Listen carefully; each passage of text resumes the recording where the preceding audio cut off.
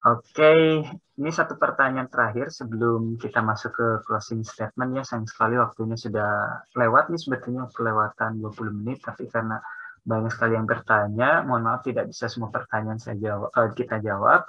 Pertanyaan terakhir mungkin karena kaitannya terkait dengan eh, narasi-narasi intelektualisme dan juga radikalisme, kita akan bertanya ke Kang Ferli. Ini pertanyaan dari Teh Febri 08. Bagaimana pandangan para pemateri mengenai pergerakan dakwah kampus di tengah gempuran narasi radikalisme atau moderasi agama?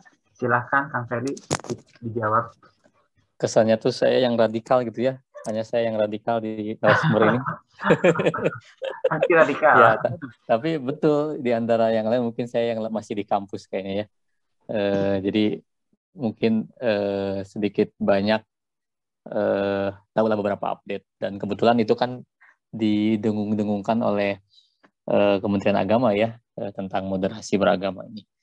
Jadi tantangan kita sekarang memang sudah bergeser di samping tadi ya, eh, era digital ya, revolusi industri 4.0, tapi juga ada narasi-narasi yang memang cukup banyak membuat orang takut, terutama di kalangan mahasiswa, untuk bisa menyuarakan Islam kafah, atau mungkin lebih sederhananya Islam apa adanya sebenarnya. Karena Islam kafah itu kan sebenarnya Islam apa adanya, sesuai dengan yang Allah firmankan dalam Al-Quran ya, bahwasanya masuk ke dalam Islam itu secara kafah. Jadi kalau kita berislam secara kafah, sebenarnya kita sudah berislam apa adanya, tidak melebihkan, tidak mengurangi. Nah, penting untuk bisa mengcounter narasi itu sebenarnya. Jadi yang harus dilakukan oleh apa namanya, oleh para mahasiswa yang mungkin aktif di masjid kampusnya gitu ya, ataupun misalnya di lingkungan kampus, maka dia harus berani untuk mengcounter opini tersebut. Dan sekarang zamannya sudah di sosial media, saya kira ini adalah cara yang paling efektif juga untuk konteks sekarang, untuk bisa mengcounter opini tersebut. Karena dengan sosial media kita bisa dengan sangat cepat juga bisa mengimbangi ya. Di samping tentunya melakukan edukasi dan penyadaran di kampus juga gitu ya.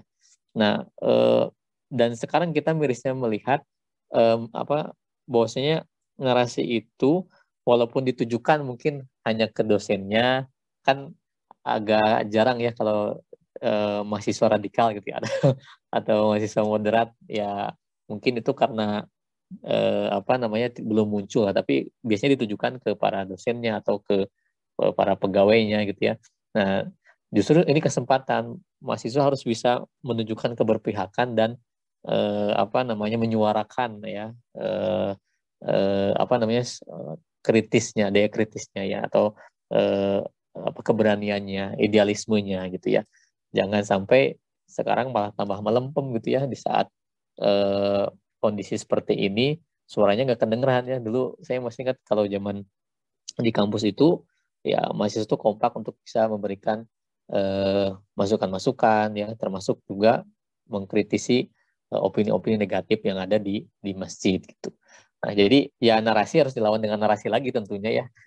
Tetapi bagaimana kita mengemas narasi itu dengan baik. Nah, ini ada masternya Kang Awal sama Kang Akbar yang di sosial media, saya kira bisa nanti banyak sharing. Tetapi kalau saya di pengalaman di kampus, memang harus tetap ada edukasi secara berkelanjutan ya tentang counter narasi ini, dan juga tentunya kita selaku mahasiswa harus menyadari betul bahwasanya masjid kampus itu salah satu corong yang bisa digunakan sebagai upaya untuk mengkantar narasi itu. Jadi jangan sampai udah ada narasi seperti itu kita malah manggut-manggut aja kita, atau hanya apa ya, cari aman gitu.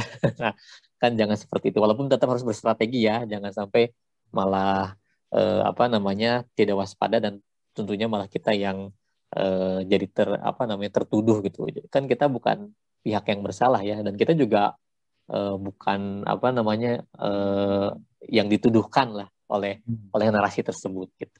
Kurang lebih seperti itu Kang Fefen ya, karena memang ini nggak bisa dijawab dengan singkat, harus harus agak panjang. Tapi karena waktu terbatas, saya kira itu responnya. Baik, baik. Kata kuncinya adalah narasi dilawan dengan narasi. Nah, itu betul. Dilakukan secara intelektual ya. Ya, Jadi jangan merasa orang yang tertuduh, pihak yang tertuduh, justru kita memberikan solusi. Baik. iya betul. Nah, keren, keren banget. Oke, terima kasih Kang Ferry atas jawaban dari pertanyaan yang terakhir.